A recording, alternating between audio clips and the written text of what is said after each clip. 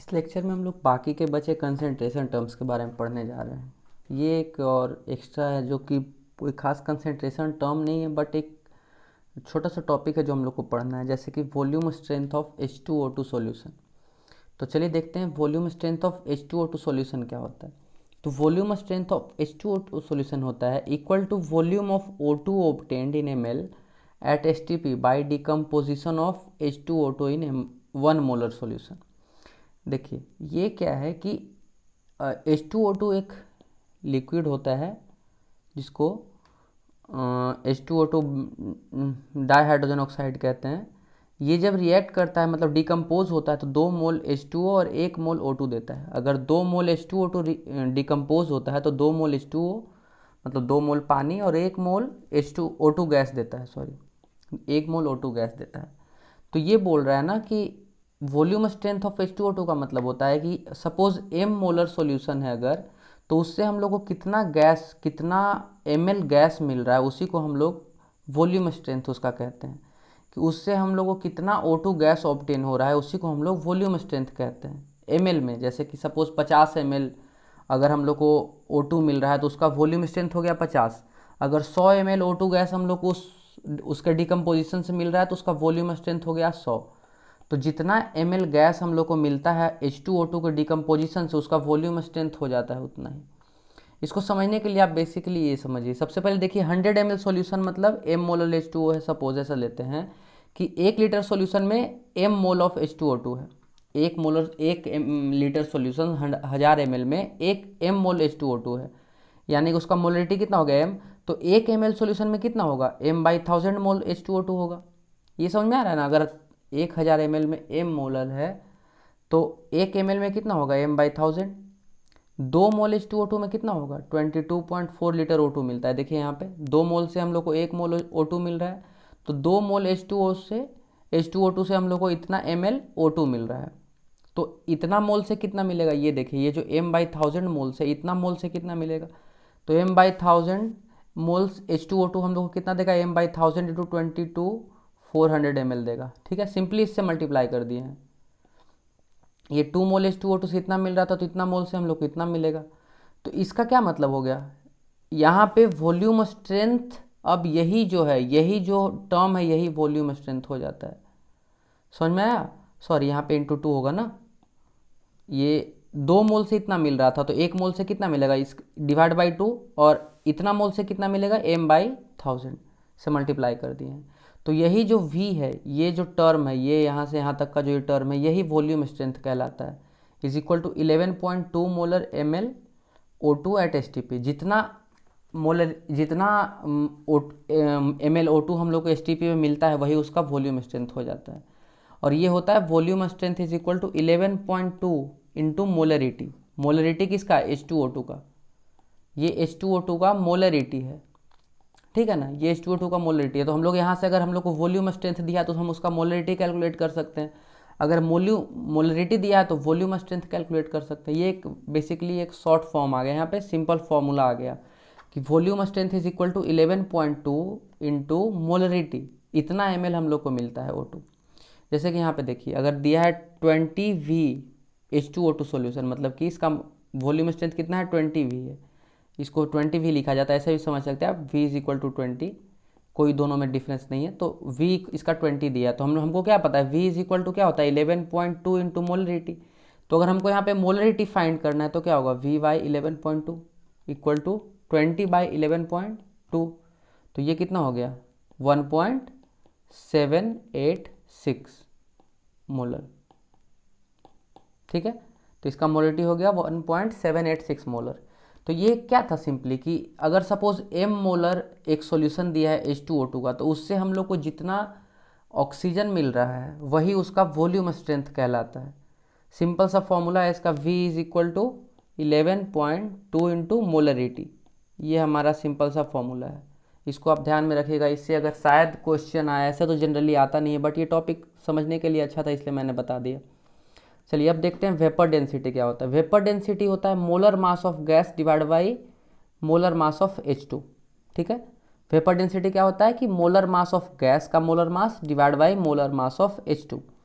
तो ये क्या होगा, मोलर मास ऑफ H2 कितना होता है, 2 होता है। इसका सिंपल समझ लो, अगर जनरल समझना है तो वेपर डेंसिटी हो जाता है मोलर मास डिवाइड बाई 2। ठीक है, मोलर मास डिवाइड बाई 2, क्योंकि मोलर मास ऑफ H2 कितना होता है, 2 होता है, तो सिंपली 2 से डिवाइड कर दिए हैं। अब molar mass is equal to VD into 2।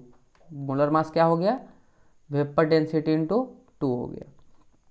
Simple सा था ये, कुछ ज़्यादा कॉन्सेप्चुअल है नहीं, बहुत सिंपल सा टॉपिक है वेपर डेंसिटी। वेपर डेंसिटी क्या होता है, मोलर मास डिवाइड बाई 2। जैसे कि सपोज वाटर है, H2 है, तो इसका वेपर डेंसिटी कितना होगा, 18/2 इक्वल टू 9। ठीक है, पार्ट्स पर मिलियन। चलिए ये लास्ट टॉपिक है, इसको भी हम लोग अभी देख लेते हैं, पार्ट्स पर मिलियन क्या होता है। सबसे पहले ये समझिए कि पार्ट्स पर मिलियन बहुत ही छोटे, बहुत ही कम अमाउंट में अगर कुछ प्रेजेंट हो उसके लिए यूज़ करते हैं।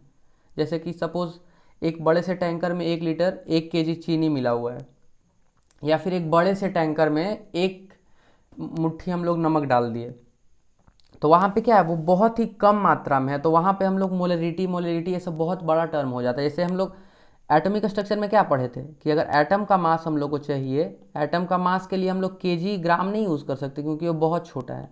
उसी तरीके से अगर वो बहुत छोटा है तो वहाँ पे हम लोग मोलरिटी मोलरिटी या फिर मोल फ्रैक्शन ये सब यूज़ नहीं कर सकते। तो वहाँ पे हम लोग को यूज़ करना होता है पार्ट्स पर मिलियन। तो पार्ट्स पर मिलियन क्या होता है, mass of solute divide by mass of solution into 10⁶। ठीक है ना, mass of solute divide by mass of solution into 10⁶। इसका मतलब होता है कि 10 लाख में कितना, अगर सपोज सॉल्यूशन में टोटल 10 लाख मॉलिक्यूल्स है तो उसमें से सोल्यूट का कितना मॉलिक्यूल्स है, वही ppm हो जाता है कि पार्ट्स पर मिलियन, 1 मिलियन में 10 लाख में कितना है वो। तो चलिए एक एग्जांपल लेते हैं। इन Patna's atmosphere SO2 is 200 ppm। यहाँ बोल रहा है कि पटना के एटमोसफेयर में SO2 जो है वो 200 ppm है।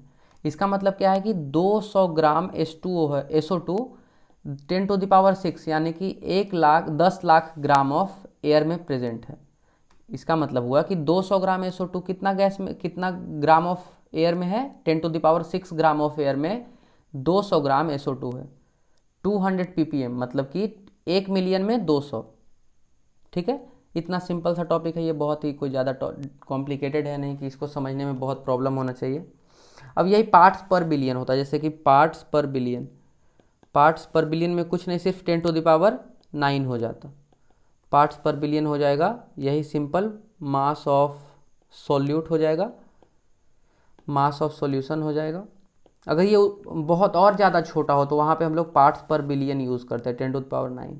ठीक है, ये भी सेम है बिल्कुल वैसा ही, कुछ भी ज़्यादा अलग नहीं है। पार्ट्स पर बिलियन में यहाँ पे बस 10⁶ के जगह पर 10⁹ हो जाता है। ये अगर उससे भी बहुत कम मात्रा में है, जैसे 2 ग्राम 3 ग्राम, अगर एक बड़े से टैंकर में 2 या 3 ग्राम नमक मिला दिया जाए तो उसका निकालने के लिए हम लोग पार्ट्स पर बिलियन यूज़ करते हैं।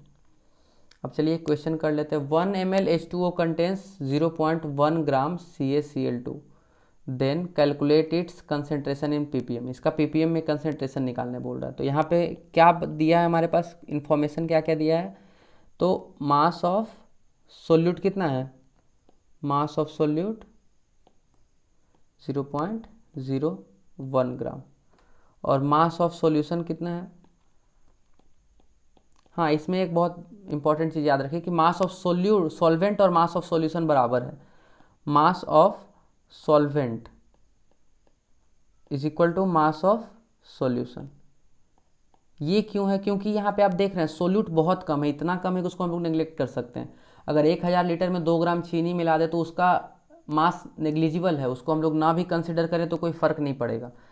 1 लाख प्लस अगर हम लोग 1 कर भी दें तो क्या फ़र्क पड़ेगा, कुछ होगा, बहुत माइनर फ़र्क पड़ेगा जिसको हम लोग नेग्लेक्ट कर सकते हैं। तो यहाँ पे हम लोग मास ऑफ सॉल्यूशन को मास ऑफ सॉल्वेंट ही ले लेंगे, कोई भी सोचने का या फिर ज़्यादा दिमाग लगाने का इसमें ज़रूरत नहीं है। तो मास ऑफ सॉल्यूशन कितना है, मास ऑफ सॉल्यूशन हो गया 1 लीटर यानी कि 1000 ग्राम।